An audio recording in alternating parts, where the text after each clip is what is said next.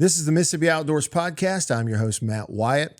From a little guy in Brandon, Mississippi, went on his first turkey hunt with someone from his church, to a guy who is living it and is big time on social media. We're with Lake Pickle on today's show.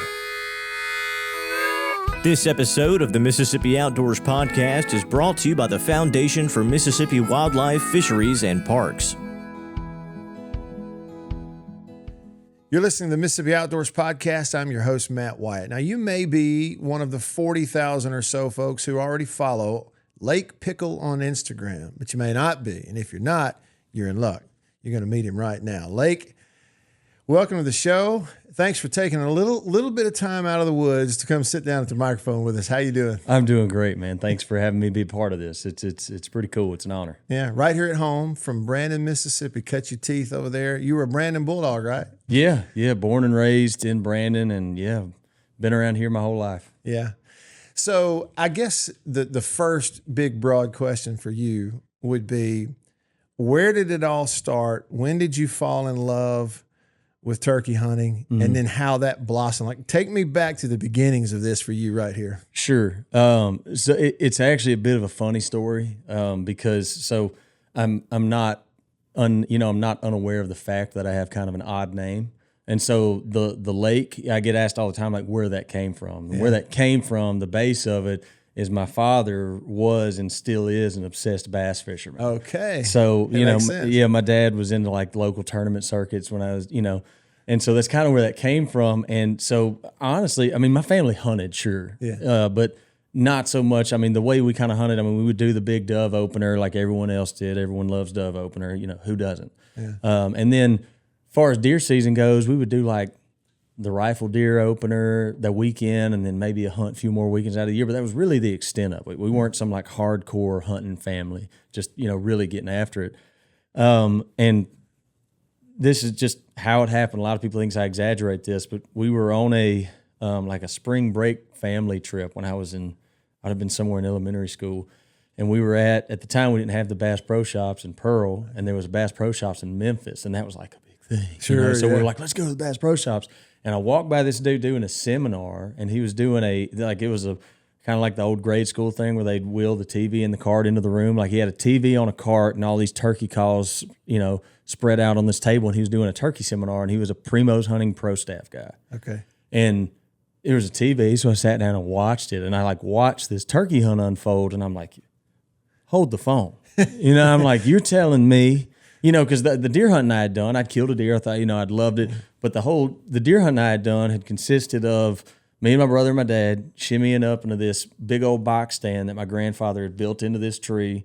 We get in and you sit and watch this planted food plot, and you just sit there till dark and hope something comes out. And I'm way too ADD for that. Yeah. So the notion that you get to slip around the woods and make a noise and what you're hunting communicates back to you, I was just mind blown. So my wheels start turning. And I start borrowing all these Truth VHS tapes from everybody that I can get my hands on them from. And I went to a church in Brandon called Crossgates Baptist Church, and I met a man named Keith Polk. He was actually like my chaperone for some Disciple Now weekend that we did. And at this point, I would have been 12 years old, or 11 or 12, right around in there. And I was completely obsessed with the idea of going turkey hunting. I didn't know where to start. I didn't know what I was doing. I just wanted to do it so bad.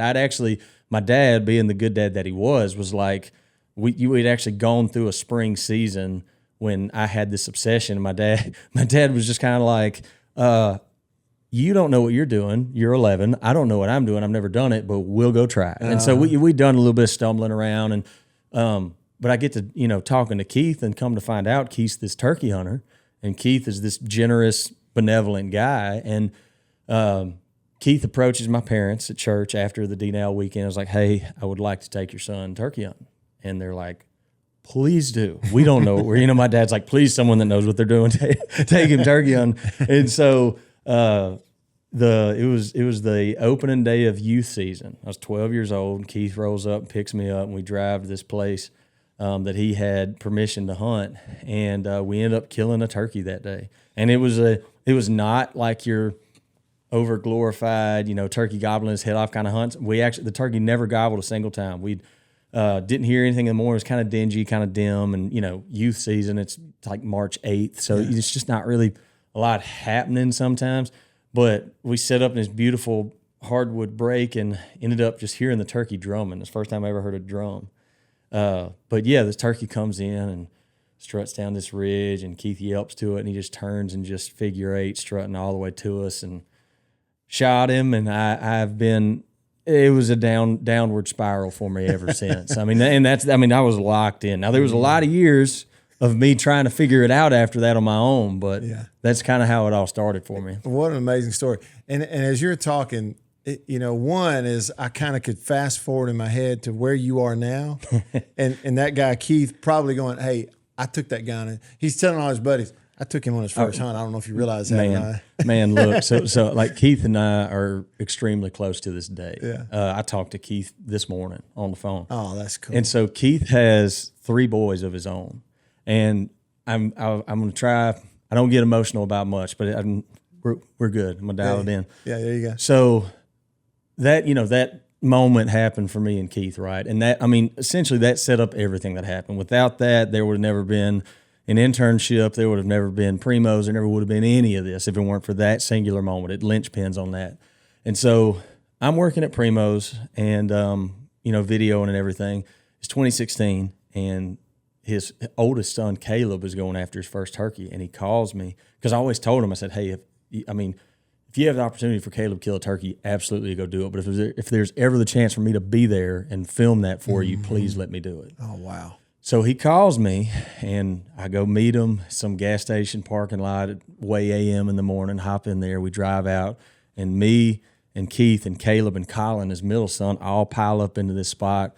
And sure enough, he shoots a turkey that morning, and I'm just beside myself, And then if you couldn't you can't, it's just kind of one of those things you can't make it up.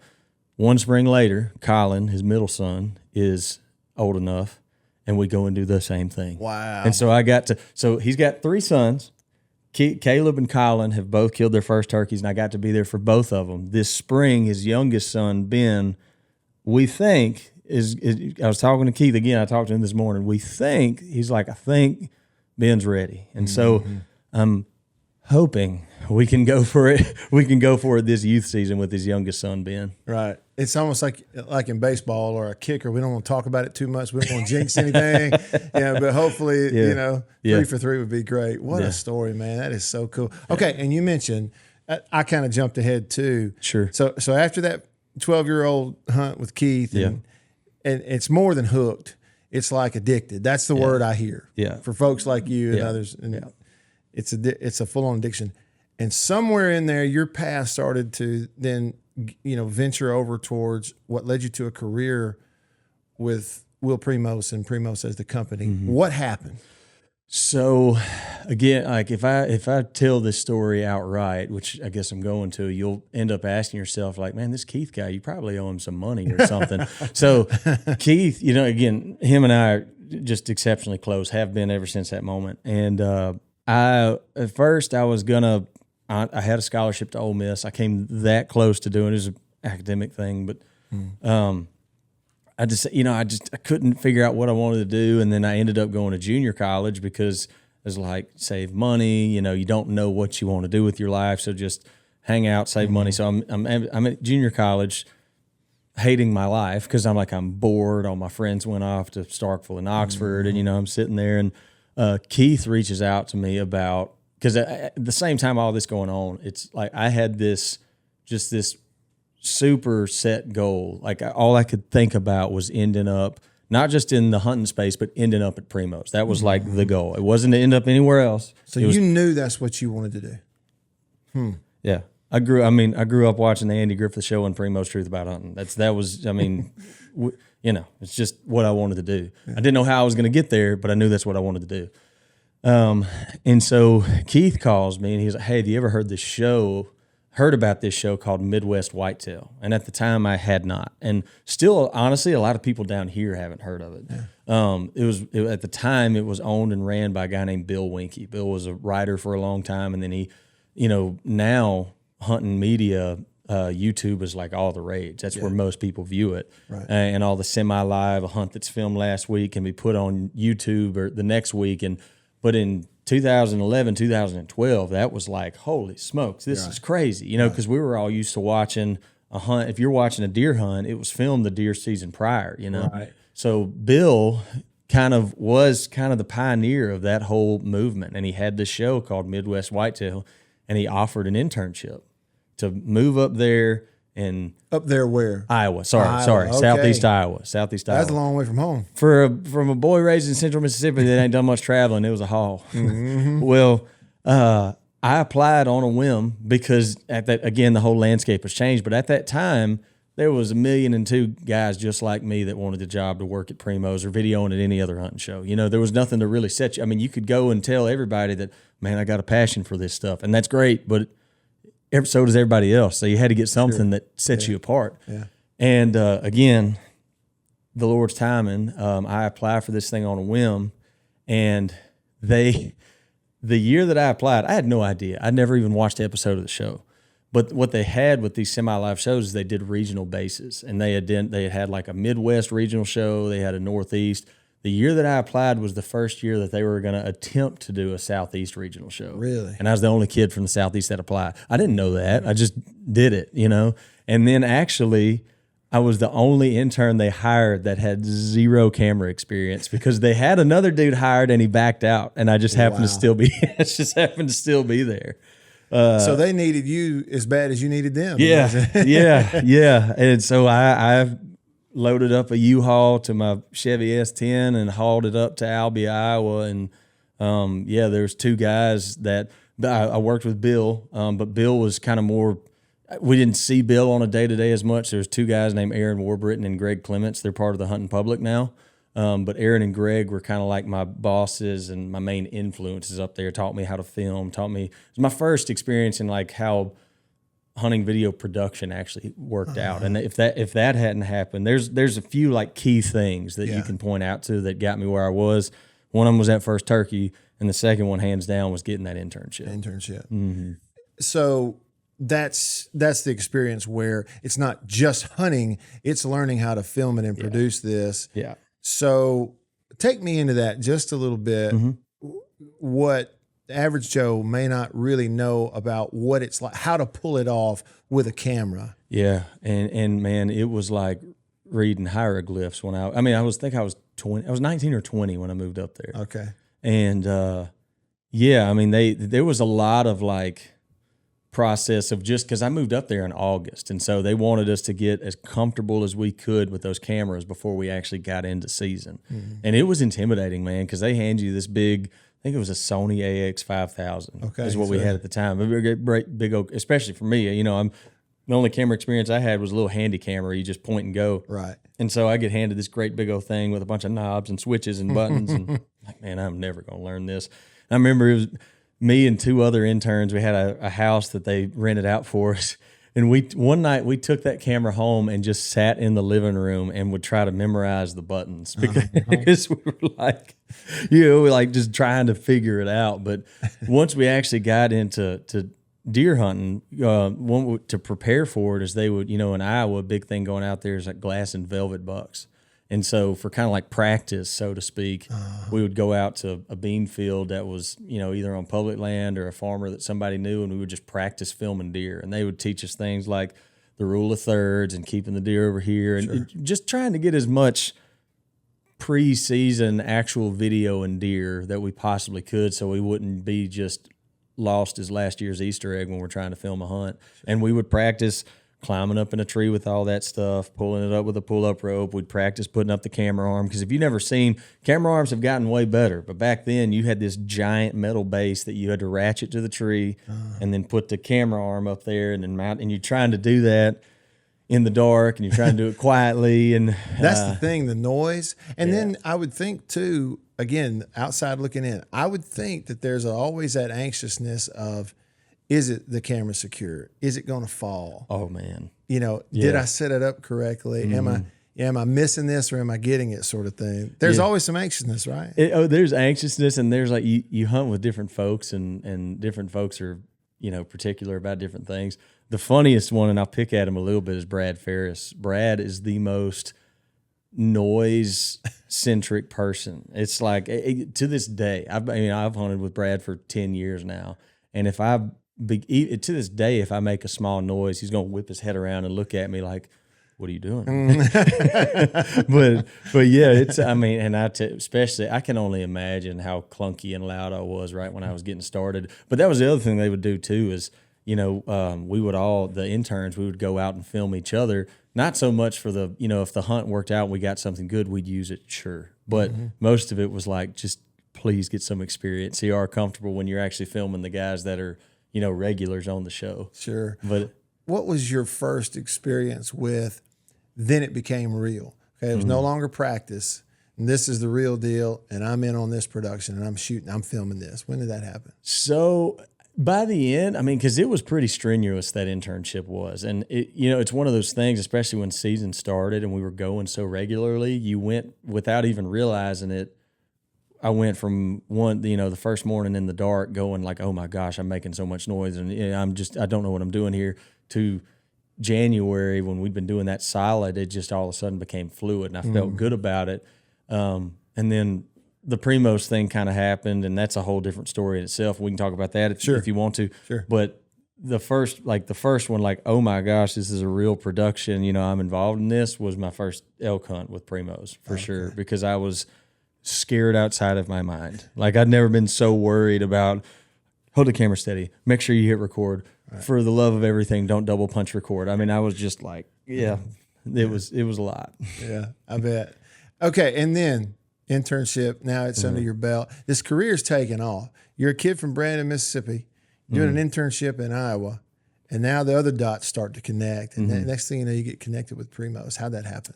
So Aaron Warburton and Greg, everyone knew, because I told them the same thing. It's like, my goal is Primos. That is my goal. You'd said that was early. Yeah. And they all knew me. Like I said, I'm still friends with those guys. They're great. Love them to death. And Aaron said that he would do everything he could. And so Aaron ends up running into Brad Ferris at the ATA and says, hey, we got a kid that just went through your internship program. Our internship program, he's local.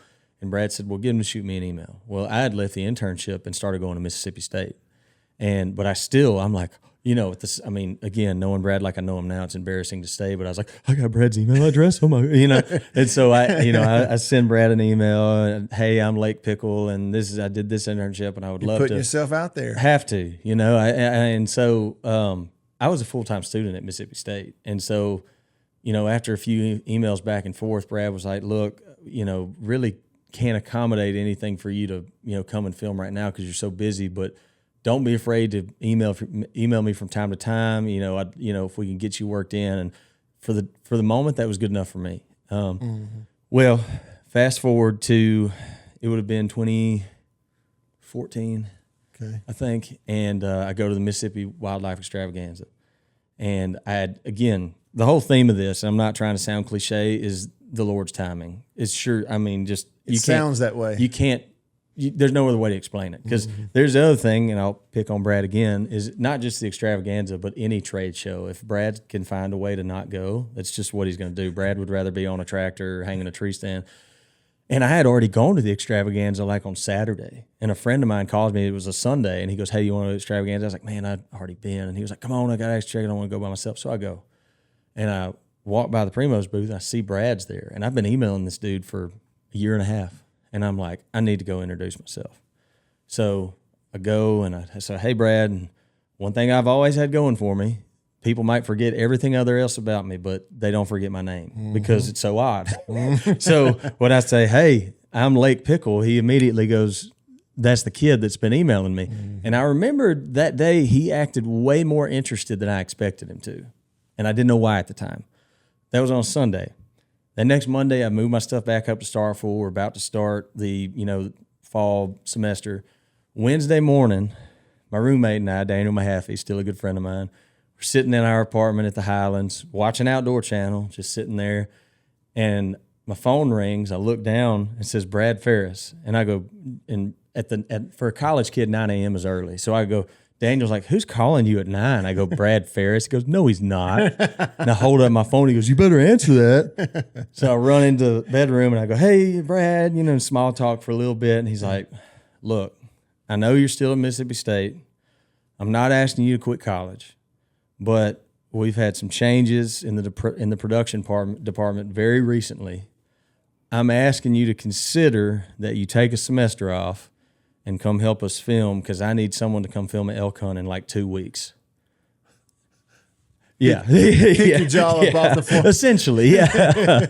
I was like, yeah. And so, you can imagine how that went. I don't know how much I stuttered or fumbled over my words, but got off that phone call, called my mom and dad, told them what was going on, because, my mother was the leading proponent of you need to finish school, which I agreed with, but I told them what was happening. They were like, yeah, go do that, Right. So I drive down to the office in Flora. I sit down with them, and then they formally offer me the position. And next thing I know, I was in a truck with Brad headed to New Mexico, and that's been 11 years ago 11 years, and the rest is history, as they say. Yeah. And your head was spinning, and then man, paperwork comes across the desk. I couldn't believe it. And all those years being a fan and Primos being right there, I'd never met Will, never. And the first morning I'm in there, scared out of my mind. I was feeling, trying to be fancy. I tucked my polo shirt in, and then next thing I know, here comes Wilbur walking to the office, and I'm like, again, and knowing Will like I do, he would hate this, but I was starstruck. I was like, sure, but just, I interviewed with him, and Will that morning while I was interviewing, he said, we are not going to hire you if you don't promise me that you're going to finish your school. And I said, fair enough, because at any, I would have agreed to anything at that point. But I told him, if I remember, I'm not saying this is verbatim, but I said, Mr. Will, I call him at times, Mr. Will, my mother would kill me if I didn't finish my school, so I promise you I'll do that. Yeah. As you talk about, and I'm not trying to bring up something that will potentially get you emotional again. I'm not trying to do that, but I can't help but sit back and look at this and say, here's this kid from Brandon, Mississippi, and how fortunate you were to have the people in your life that would take an interest in you. Mm-hmm. Parents who had you out there, and a dad who was like, look, I don't know anything about turkey hunting, but let's go if you want to do it. Yeah. A lot of dads would have said, I ain't doing that. We don't turkey hunt. We bass fish. Yeah, we're bass fishermen. A guy in your church, people who took an interest in you. But the other thing is, too, I've always heard this saying that success follows passion. Mm-hmm. And I would say that you would be kind of a poster child for that almost. You agree?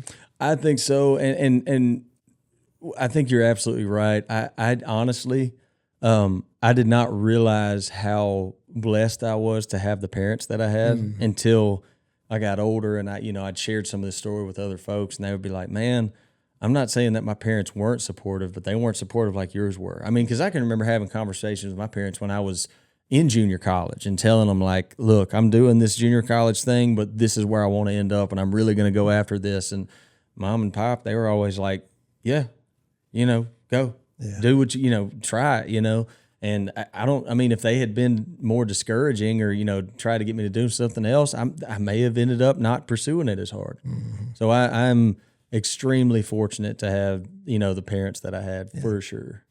What's life like for you now?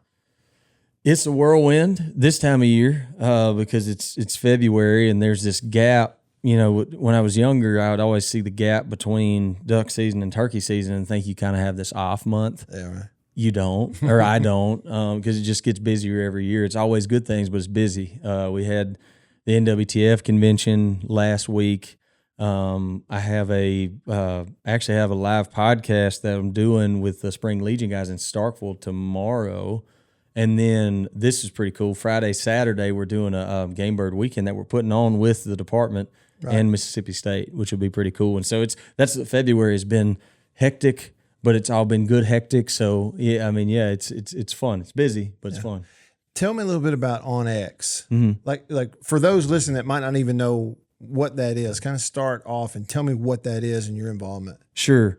At its core, OnX is a mapping app. It's actually kind of a funny story. It was 100% built out of necessity. The guy who founded it got lost in the woods.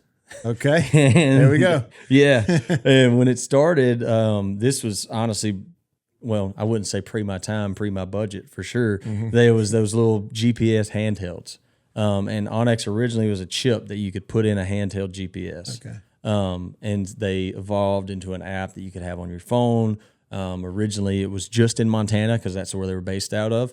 And now they're nationwide, and it's a mapping app that you have on your phone that's built for hunters. There's features in there that are very, very hunter and hunting specific. Okay. And yeah, I've been working for them. It'll be 2 years in April. I love it. It's a great company. Love working with those guys. It's given me a reason to travel up to Montana, which no one hates that. And but yeah, I manage. I'm marketing, do a lot of social media stuff, do a lot of YouTube, do a lot of video, and still like I said, I'm going to South Florida next week to start the videoing off, so that'd be fun. But yeah, Onyx is great. Cool. You mentioned social media, and so obviously now and your generation, it's all our generation now, social media. But building that following, what has that experience kind of been like for you as that really started to take off? Yeah, so that stemmed back from Primos for sure, right? Because when I started at Primos didn't have an Instagram, which Instagram and TikTok are probably the two biggest social platforms. And I felt very strongly because at the end of the day, like when I started at Primos, I was 21, so I was like, y'all really need an Instagram. And the VP of marketing at the time, Mike Powell, was like, which is his management style for sure. Mike Powell's a great guy. Mike was like, you want to run it? And I was like, sure. So what the way kind of, I guess, my social media following or whatever is I would kind of experiment things on my personal page. And if it worked, I would do it on the Primos page. Okay. And so in doing that, and then it honestly kind of became a game to me. Like I would see what would perform well and the other thing did. And then kind of between that and then the Primos show, it just kind of grew, and to the point where it's not like I've got some giant following, but it's bigger than I ever thought it would be. I'll put it like that. Well, and it's a dedicated audience too. Like those of us that follow you, we're there. You post it, we're there. We comment, we like it because you're very consistent and it's high quality. So this is a question for you. We've got a lot of young people who are going to listen and hear your voice, that the way you were a young kid and Brandon looking up to these folks, they're looking up to you. What's your advice right now for the young future Lake Pickle that's saying, I want to do what he does and I want to have 40,000 followers and go hunting and put it on Instagram? What's your advice? At the core, stay true to yourself. And that sounds super cliche. I realize that. I realize how clear. But here's what I mean. I'll go into that. It is very, very easy to hop on Instagram or TikTok or whatever and see what all the trends are, see what people are doing, see what the hot topic items are. And if you happen to be genuinely into one of those things, then go for it. But don't bear away from something that you wouldn't authentically do just for a couple of likes. You can't fake authenticity. That's one of the things that I learned. I learned that from Will. People are going to be naturally drawn to authenticity. Some people may not like where you stand, but they'll respect you for it because you're being authentic. And that bleeds through, whether it's a social media post, whether it's television, whether it's a YouTube, doesn't matter. If you're being authentic, it comes through. And so I post funny stuff on my personal page, and sometimes I post stuff that I just feel really strongly about. One of those things is like turkey conservation, and I here recently going the Game Bird Weekend thing. Like I post stuff trying to promote that, but it's stuff that turkeys are something I feel very strongly about. So it's just authenticity and not trying to just follow what somebody else is doing. Just do what you would naturally do. Be real. Be real.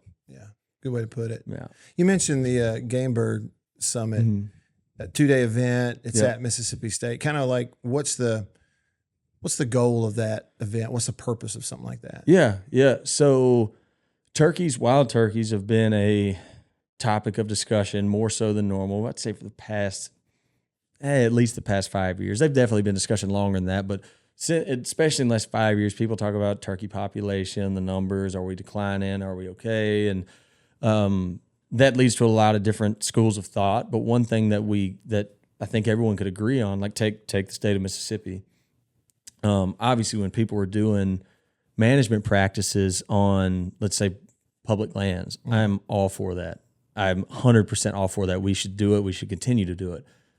But in addition to that, Mississippi's like 93, 94% private lands. So if you're going to see a statewide scale change for turkey habitat, it's going to happen on private land, strictly off of the amount of land mass that is privatized. And so it's just math, basically. Yeah, what that yeah. is. And so you got guys like Adam Butler, program coordinator, great guy, like that dude a lot. And he approached me with the idea. We'd been doing a live podcast up there in Starkville for the past 2 years.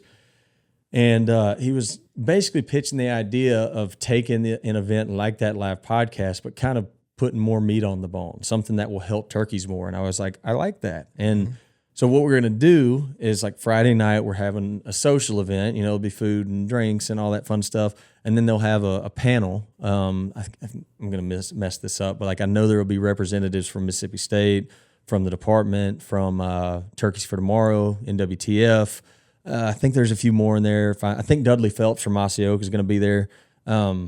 But just kind of open it up Q&A, because what we're aiming this at, I wouldn't say primarily landowners. It's probably going to be mostly what we're going to get. But the way I phrased it was, if you have land that you have permission to work on, if it's half an acre, if it's 10,000 acres, if you're interested in things that you can do on property to benefit game birds, come, and so Friday we'll have that panel where they can ask all those questions. And then Saturday, they're going to take folks out to a property and they're going to do a hands-on workshop, so to speak. Wow. Trapping, prescribed burning, understanding plant communities, just, trying to educate these folks that have property that can work on it and say, hey, if you want to make your place better for wild turkeys, for quail, whatever, this is what you can do. Yeah. And they're able to ask questions like on the spot. And, absolutely. And it's not just just sit back and listen and try to avoid falling asleep. This is actually an event where they can talk with you. Oh, and the Friday night one for sure. And then the Saturday one, they're going to stick a drip torch in your hand. Yeah. Okay. Yeah. Very cool. Yeah. And that's one of the things too, Lake, that again, someone like me who I'm kind of, Joe Q public, I'm just super fascinated with all of it. And you look in the state of Mississippi, whether it's, wildlife fisheries and parks, people from here that are involved in the outdoors, career-wise and otherwise, the state of Mississippi is so interesting to me how passionate everybody is. Now, again, you were talking about cliches. It may sound cliche as I sit here, but really and truly, you look at it, you, Adam, the folks here at the department, it's not just a job. No. Like this is 365, feet hit the floor in the morning thinking about it. This isn't like, I've got to go to this 2-day thing and start with this weekend. Like you're ready to go. People in Mississippi love it, and it's second to none here. It's really cool. It is, man. I've told, when I was sitting on the meeting talking with Adam and the other guys helping put this weekend together, and we were trying to talk about somehow the topic of like, what do we think participation was going to be? Like, do we think people will actually, because the live podcast that we've done, we know people will come to that. But at the same time, you're asking them to come and hang out, talk about turkey hunting and possibly win some stuff. So it's like, it's not as big of an ask, but it was like, do you think that people will actually show up to this workshop where they're going to be doing, hands-on stuff and burning and trapping and all that? And what I said was, and I stand by this, I believe this. I said, every time through my career at Primos and Onyx and now, is like every time that I've, kind of somewhat put to the test, okay, how much do these people, the general hunting community here at home, how much do they actually care about turkeys? And they've proven that they do every single time. Yeah. Passion. 100%. And that's what it takes. They care about the resource, and so do we. So, like folks like Adam, that's why we're here, because we care about the resource. Right. It's really cool. I'm looking forward to it. Yeah, this is backtracking earlier in our conversation, but I still have this image in my head of you, this young 20-something kid loading a U-Haul and going to Iowa. And I'm just thinking, like, it's probably your hands on the steering wheel, you're headed north, 10-hour drive, whatever it was. Yeah. And not only are you looking forward to it, but you probably had to be a little bit scared to death thinking, what am I doing right now? Oh, I was scared to death. And then here's the funny part. I broke down in Sykeston, Missouri. Really? Oh, yeah. Broke down as in I flat tire? Or? No, I blew out some sort of. It was like I'm not a mechanic at all. Blew something up. Yeah, it was like I think he said it was like the radiator hose or Okay. something. Okay. And like I'm driving, pulling this U-Haul, and all of a sudden my temperature gauge just goes to the red smoke. I pull over. Yeah, I ended up not getting to Aaron Warbritton's house that night until like 1 a.m. Yeah. And I was supposed to get there at like 2 in the afternoon. Yeah, they had to get towed. And again, look, talk about supportive parents. So the internship, it was it was the deal that worked out. It was an unpaid thing, and I knew that going in. So I worked 2 jobs that summer so I could afford to live when I was up in Iowa. But I didn't factor in a tow bill and all that, and so I hadn't even made it to Iowa yet, and my truck's broken down, and I'm getting towed, and I'm just thinking in my head, I'm like, I'm going to spend all my money before I even get up there. Because like I said, I'm not getting paid. What I have in my bank account is what I have. And I called my parents, and I wasn't going to ask them for it. I wasn't going to do that. But they were like, they paid for it. Like, and they didn't even tell me they were. My dad was like, put the the guy on the phone at the dealership that I was at. And so I did. And then like we got through, and I was sitting there just like, oh, what's it gonna be? Because I'm thinking he's gonna bring me out this end. And he said, no, man, you're good. Your parents got it. And I was like, wow. Yeah. But still, okay. So I'm glad you told that story though, and we went back to that because earlier everything sounded just perfect, so smooth. Like yes, God's hand all over it and timing. But yeah, okay. So there's some real adversity, even when he does have his hand on it and he's kind of pulling the string. Yeah. You hit some adversity at some point. Well, so I mean, talking about adversity, it's like when I started working at Primos, and they started. I think I first started like inching my way, and they would allow me to be in front of the camera when I'd been there for like 3 years. And then obviously, it's like I love what I was doing at Primos, but at the same time, like you're a hunter, so you're like the thought of getting to hunt is like, like the first time I bow hunted whitetails on camera, I missed a buck. Really? Oh yeah. And like I didn't misjudge the distance. I straight up just flubbed it. I just sent one right. I shot way right up him. I shot out in front of him. Just lost my mind. There was too much going on. I fell apart. Yeah. Well, and again, I think there's probably people listening going, whew, I'm glad to know that does happen to people like that. Oh yeah. That's I missed great. the elk this September. Really? Yeah. I didn't. There was he came in really, really quick, and he stopped behind a tree, and I was drawn back, and I leaned out, and I went 30 yards, and I shot, and I didn't know there was a tree branch probably about as big around as my pinky, and I didn't even know this was like reviewing the footage. Like in the moment, I was like, how in the world did I shoot 2 foot high? Because it just a little bit of poof of hair off his back, like that is it. And I was like, how in the world do you miss that bad on a 1,200-pound bull elk? When we watch the footage back, you can see the arrow, and all of a sudden it hits the fletching hits that branch, and it just boop and kicks up and starts.